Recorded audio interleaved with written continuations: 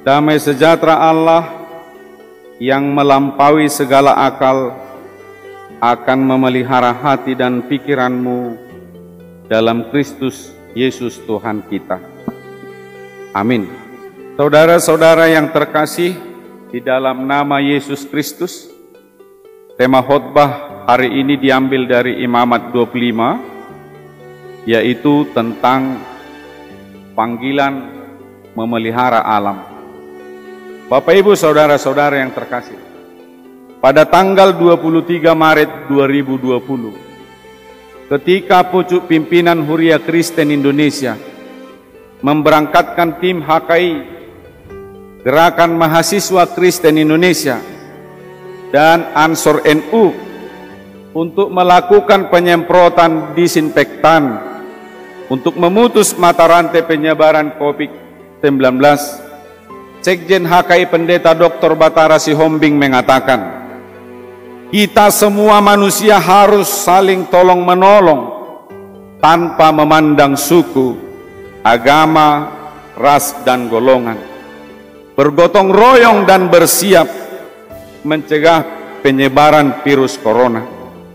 Karena kehidupan itu adalah pemberian Tuhan yang harus kita hargai, pelihara, dan kasihi.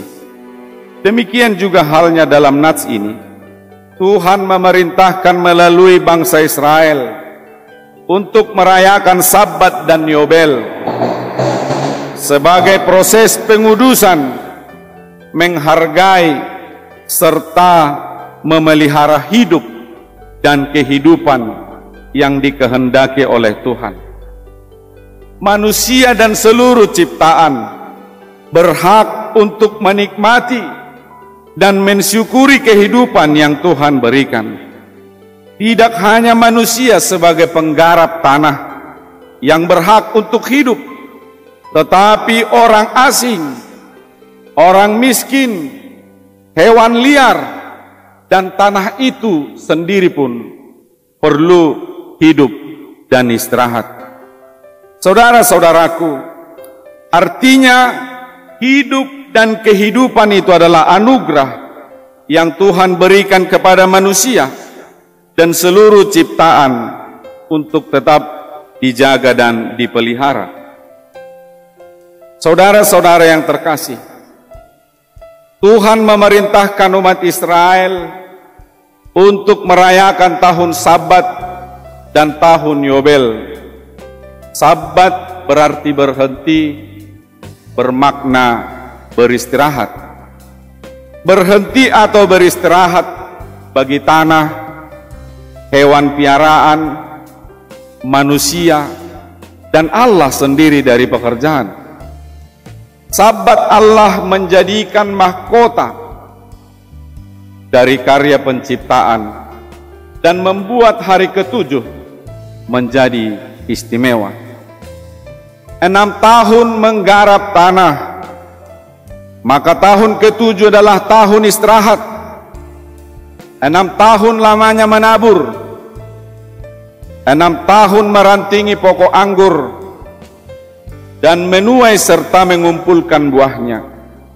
Tetapi 1 tahun penuh pada tahun ketujuh, yaitu tahun Sabat, tanah tidak boleh ditaburi dan kebun anggur tidak boleh dirantingi.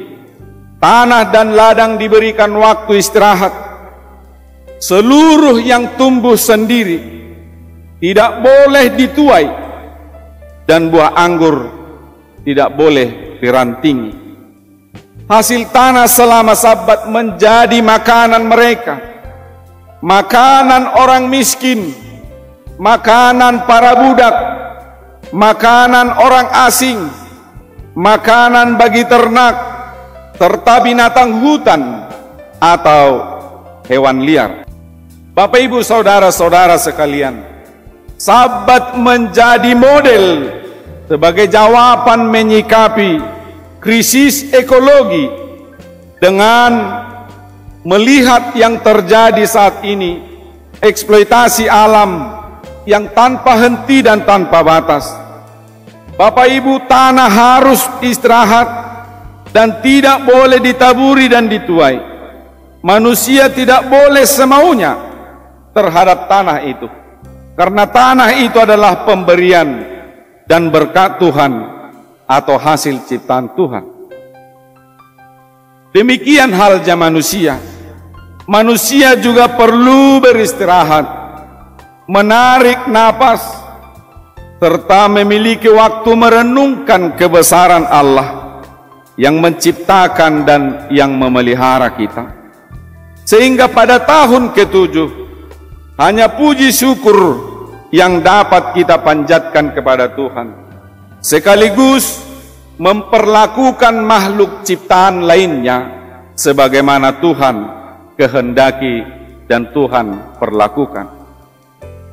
Bapak Ibu saudara-saudara sekalian, hidup manusia bukan saja untuk bekerja atau mengelola alam, lalu beristirahat untuk mengambil energi baru untuk dapat bekerja lagi, tetapi juga menikmati rahmat Allah dan penuh syukur ketika kita beristirahat.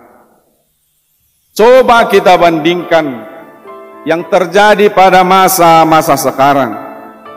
Manusia berbuat seenaknya terhadap tanah atau alam semesta yang didiami tanpa mempedulikan bahwa Tuhanlah pemilik alam semesta itu. Karena ulah jahil manusia, penebangan hutan ilegal, eksplorasi alam tanpa batas, menjadikan manusia dan ciptaan yang lain menjadi rusak dan korban. Pencemaran udara, pembuangan air limbah industri yang mengandung zat kimia, membunuh makhluk hidup dan merusak tanah. Perlu kita ingat, Allah mencipta alam semesta dan manusia karena didasari oleh kasih-Nya. Ada kesatuan integral antara Allah, manusia, dan alam. Bumi menjadi rumah bersama dengan segala ciptaan yang lain. Manusia dan seluruh ciptaan berhak untuk tinggal dan hidup di bumi ini. Bapak Ibu saudara-saudara sekalian, manusia sebenarnya diharapkan menjadi penjaga bumi atau melanjutkan karya Allah dengan segala isinya. Tetapi apa yang terjadi Bapak Ibu saudara-saudara sekalian? Bumi dianiaya dan disiksa tanpa henti. Bumi meratap dan menangis karena kerakusan dan kerusakan yang diakibatkan oleh manusia-manusia yang jahil tersebut. Saudara-saudara yang terkasih, demikian halnya pada tahun Yobel, yakni tahun ke-50. Bangsa Israel supaya memperdengarkan bunyi sangkakala. Penggunaan sangkakala selalu berkaitan dengan peristiwa-peristiwa istimewa. Dalam Kejadian 19, sangkakala untuk memaklumkan hukum Allah. Dalam Yosua 6, sangkakala untuk membulatkan tekad, merayakan kemenangan. Dalam kitab Nabi-Nabi, sangkakala menjadi simbol seruan untuk bertobat. Juga sangkakala untuk memaklumkan datangnya hari Tuhan atau akhir zaman di dalam perjanjian baru. Bila kita bandingkan Sabat dan tahun Yobel, keduanya memaparkan tentang mengasihi alam, mengasihi manusia, dan untuk berbagi. Bapak Ibu saudara-saudara, pengudusan atau tahun Yobel di dalam Alkitab itu melambangkan pembebasan. Setiap hak milik kembali kepada pemiliknya. Hutang piutang dinyatakan lunas pembayarannya. Tahun Sabat menaruh perhatian untuk istirahat bagi tanah sedangkan tahun Yobel menambahkan aspek kebebasan, pengampunan, penangguhan, dan pembebasan. Sebagaimana Allah telah membebaskan bangsa Israel dari tanah Mesir, demikian halnya bangsa Israel harus melakukan seperti yang Tuhan lakukan, membebaskan saudara-saudaranya yang ada di negerinya. Tahun Sabat dan tahun Yobel cukup untuk mengingatkan kita, untuk memberikan waktu bagi tanah istirahat, untuk menolong orang lain, untuk menghapus hutang piutang dan pembebasan. Perlu kami ingatkan, Tuhan Allah adalah pemilik tanah yang orisinal. Allah menghendaki agar tanah mempunyai siklus peristirahatan, serta umat percaya bebas dari rutinitas, sehingga setiap orang percaya mempunyai waktu untuk merenungkan dan menikmati segala berkat yang Tuhan berikan, dan mempunyai waktu hanya untuk memuji dan memanjatkan doa syukur kepada Tuhan. Tahun Sabat dan Yobel adalah mendedikasikan kepada Allah bahwa tanah itu milik Allah, dan segala yang dihasilkan oleh tanah adalah milik seluruh ciptaan. Ini mau menegaskan, seperti yang kami katakan tadi, bahwa bumi ini tidak hanya milik manusia, tetapi milik seluruh ciptaan, baik manusia, hewan, binatang, tumbuh-tumbuhan, bahkan benda-benda mati. Dari sini dapat kita lihat, manusia tidak terpisah dari ciptaan lainnya. Seluruh ciptaan punya posisi yang sama di hadapan Allah. Manusia bukan yang lebih istimewa dengan ciptaan yang lain. Kesalahan pemikiran yang terjadi selama ini adalah adanya pemahaman bahwa manusia menjadi pusat dari segala ciptaan. Manusia menjadi raja bagi ciptaan yang lain. Pemikiran itu sudah menjadi awal kehancuran seluruh ciptaan sejak zaman pencerahan. Tetapi Bapak Ibu saudara-saudara sekalian, ekosistem atau kehidupan itulah yang menjadi pusat dari penciptaan. Pandangan dan sikap terhadap alam ciptaan harus ditobatkan, dikembalikan kepada firman Tuhan, bahwa semua ciptaan punya hak hidup yang sama di bumi ini. Berani hidup berarti berani hidup bersekutu dengan seluruh ciptaan yang lain. Sangkakala telah ditiupkan ketika Kristus disalib.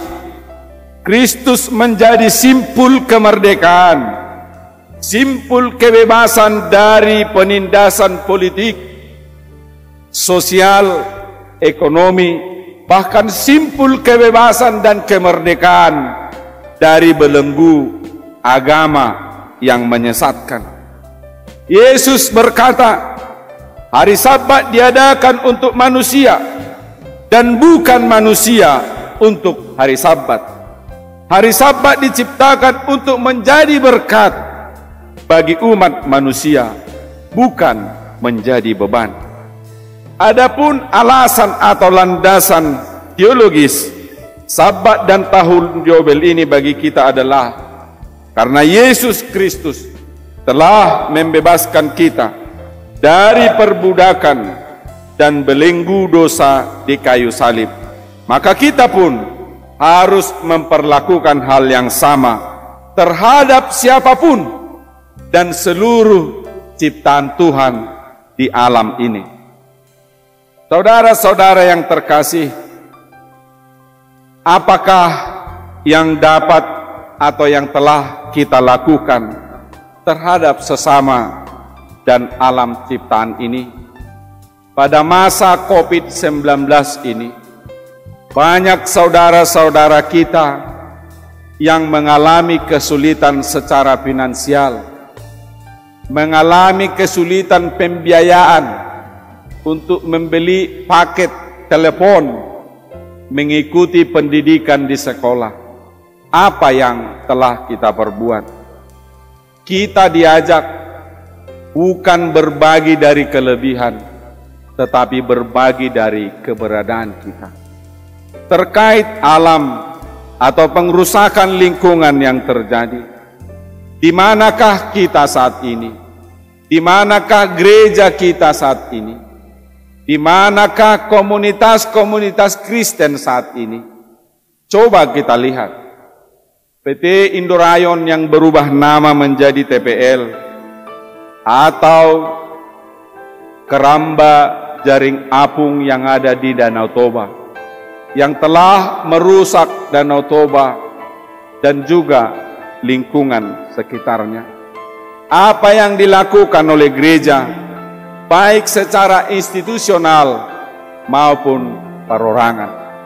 Jangan-jangan Bapak Ibu Saudara-saudara, kita tidak mau tahu, kita tidak peduli, atau kita malah mengambil keuntungan dari pengrusakan itu.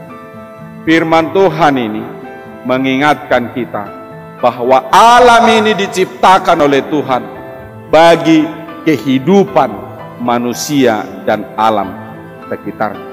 Kehidupan itu tidak hanya menjadi milik pengelola, tetapi kehidupan itu juga bagi orang lain, orang lemah, orang miskin, bahkan alam sekitar, tumbuh-tumbuhan, dan tanah itu sendiri. Saat ini kita tahu bahwa Indonesia salah satu negara memproduksi sampah plastik terbesar di dunia. Bapak Ibu Saudara-saudara, coba kita perhatikan dalam kehidupan kita sehari-hari di rumah. Apakah kita peduli tentang bahaya dari penggunaan plastik? Nampaknya Bapak Ibu Saudara-saudara sekalian, kita tidak peduli dengan seruan-seruan untuk mengurangi penggunaan plastik. Kemudian, apakah kita membuang sampah dengan sembarangan? Atau kita tidak menyediakan tempat pembuangan sampah yang baik dan benar? Atau jangan-jangan Bapak Ibu Saudara-saudara sekalian, salah satu dari antara orang percaya ini selalu membakar sampah yang dapat mencemari udara, baik juga ladang kita. Sebaiknya tidak kita lakukan untuk membakar apa yang menjadi sampah kita anggap di ladang itu. Perlu kami ulangi Bapak Ibu Saudara-saudara sekalian, manusia bukanlah raja dari segala ciptaan, tetapi kehidupan itulah yang menjadi pusat penciptaan. Tuhanlah pencipta dan pemiliknya. Amin.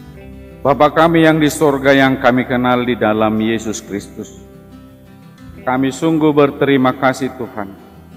Melalui firman-Mu ini, kami kembali diingatkan untuk selalu menghidupi makna dari tahun Sabat dan Yobel.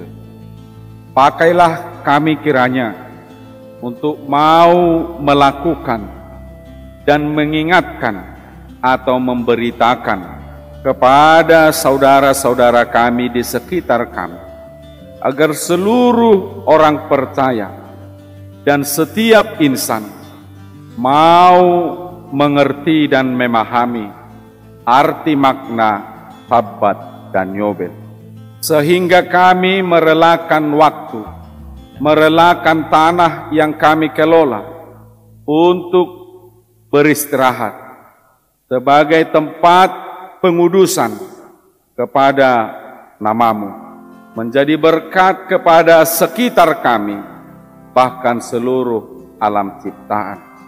Biarlah Tuhan setiap orang percaya Engkau pakai untuk melakukan hal itu, sehingga alam semesta yang juga menjadi tempat kami hidup dan seluruh ciptaan yang lain dapat bersekutu untuk menikmati segala berkat Tuhan, sekaligus memuji dan memuliakan Engkau. Allah Bapa di sorga, pakailah Tuhan seluruh orang percaya pada masa pandemi COVID-19 ini.